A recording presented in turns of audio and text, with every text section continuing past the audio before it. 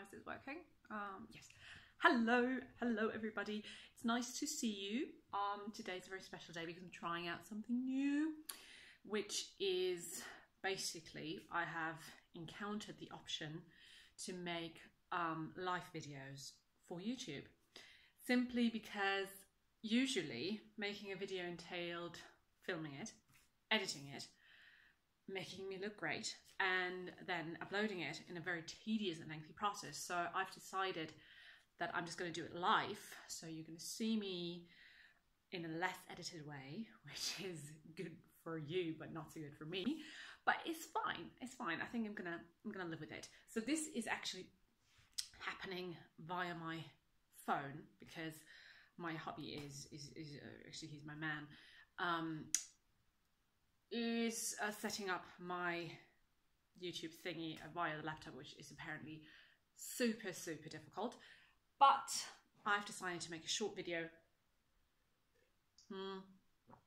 on having arrived in Vienna, on having met people in Vienna and things, and give you a first impression of what this has been like. So first of all, you've probably read my blog about my guide on moving.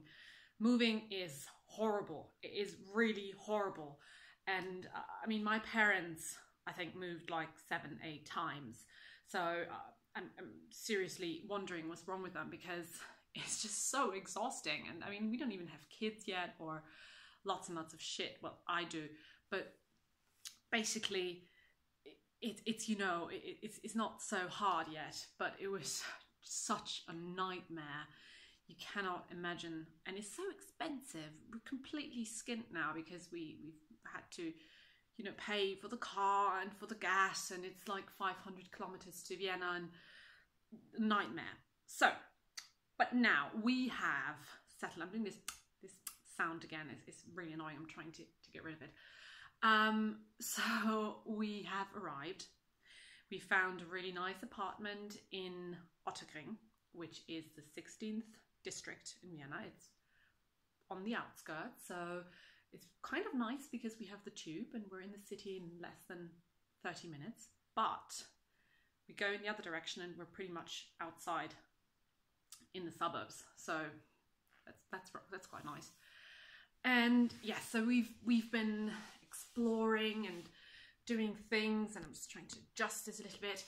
And we went to Schönbrunn, the castle, and we went to Schönbrunn Gardens, and it was all really nice. And yes, I've had my initial panic attack, which I usually have when I do something new, because I feel like, oh my God, what am I doing with my life? How is this ever gonna work? And what am I doing here? And things. So that's already happened. It is actually happening right now. So I've not completely adjusted to the idea of being here, but yeah, I'm confident this is gonna cease at some point. So about Vienna. Vienna is beautiful. It's really beautiful, but I've never ever in my life seen so many grim and miserable people in one place. Never. It's really, I came here and people warned me. Viennese people have the reputation to be impolite, to be rude. I think they were even voted second most impolite city in Europe, or probably the world. I don't know. They were the runner-up to Paris. So you see how bad it is, because if you're close to the kindness and friendliness of Paris people, you're not doing very well. But the funny thing is, Viennese people kind of get away with it. They're very charming in their rudeness, if that makes any sense. But it's really, I went, and I'm a very nice person, mostly. So I go on the tube. I'm one of these lunatics who actually smiles at people in the bus or the tram or the tube or whatnot, And it's really, in Vienna, you enter a bus and everyone will look at you as if you've just murdered their grandma. It's really, they look at you like, And the worst thing is, they don't look away when you look at them. It's so creepy. It really is. I went inside and there was this old woman and I was not having like a resting bitch face or something. I was just smiling, or probably in thought or something, I don't know. And I came in and she was like, she looked at me and I looked at her and I was like, hi, you know. And she continued to look at me like this. And she didn't look away. And it was so weird because usually in Innsbruck, people are not in a much better mood, but they will look away when you look at them. You know, they will quickly as possible, try to avoid human contact. And in Vienna, it's really like as if they feel entitled to look at you like this. And I sometimes wonder if they can see that I'm not from here. So they're like the foreigner.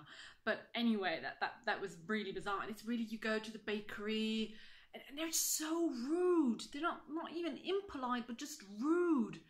And it's so bizarre because, I mean, people in Innsbruck, I wouldn't call them very welcoming, but they're at least like fake friendly. You know, they're probably not very from the heart friendly, but they're at least faking it at some sort. And I mean, I lived in London for a year, and people in London are super friendly. I think they're super friendly. If it's fake or not, I don't care. But they're super, super friendly. You know, in London, when you go shopping, it's like, how are you doing? Did you have a great shopping trip? Oh, this is such a great thing that you bought. And they're so nice. And Vienna, they just toss the bag at you and then they look at you as if you were like, I don't know, a criminal or something. It's so weird. And as I said, it has a certain charm to it. I think they get away with it, but it's really, really weird for me, at least. Because I was always someone who defended the Viennese people to Tyroleans. I was always like, they're not so bad. Don't give them a bad name. Don't give them a bad reputation.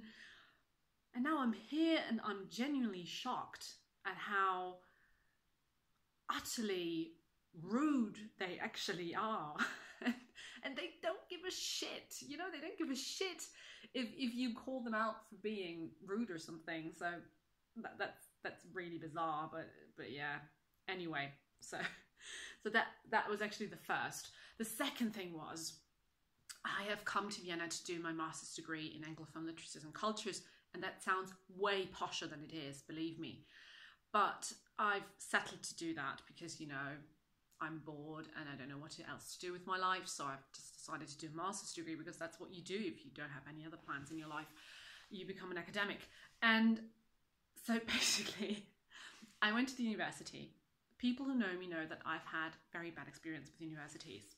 I got my bachelor's degree in the University of Innsbruck, and it was terrible. I'm not going to go into the details because we don't have the time. But I went to the administration's office in Vienna. I'm not going to tell you the whole story because it's far too long and far too stupid. But I mean, you know, from university, you kind of expect that people are somewhat smart, you know, like not the dumbest people on the planet. But that's actually what it was. I mean, it was so weird. I just came there and there were like these three completely obviously incompetent students who had no clue what to do. And they were the first point of contact. So they were the people that you went to for, well, information. And the only thing they kept saying was, I don't know, it's not my fault. And I was like, I didn't say it's your fault, but you should know what you don't know and then get to know about it. You know, it's so weird. And anyway, I went there because I got a mail, like an email that said, okay, you've successfully applied for your master's degree. It will take some weeks. And then it said actually like at least 12 weeks. And I did the maths. And I was like, in 12 weeks, the semester is like way in. It has started like weeks ago. So how does that work? And I went there to get an answer. And they were like, yeah, actually, basically, you're right. That's stupid. And I was like, yeah, that is stupid. You can't give a deadline for something. But when the deadline ends, the thing has already started.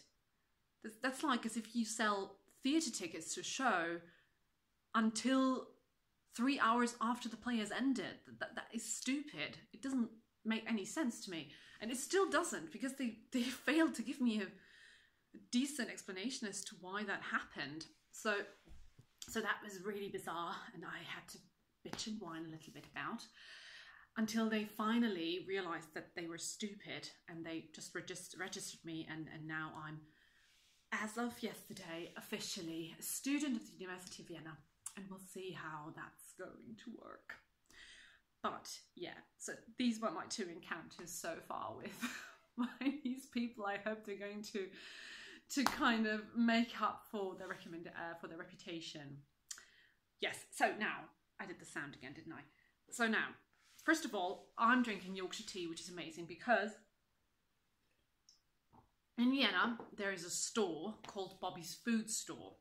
It's in Schleifmühlengasse, and they sell British and American food and goods, and that is, you know, that's amazing, because I can get my Yorkshire tea, without which I don't really function, and I get, you know, scones, and I can get clotted cream, and I can get onion relish, and onion, what's it called? The other thing, I can't think of it.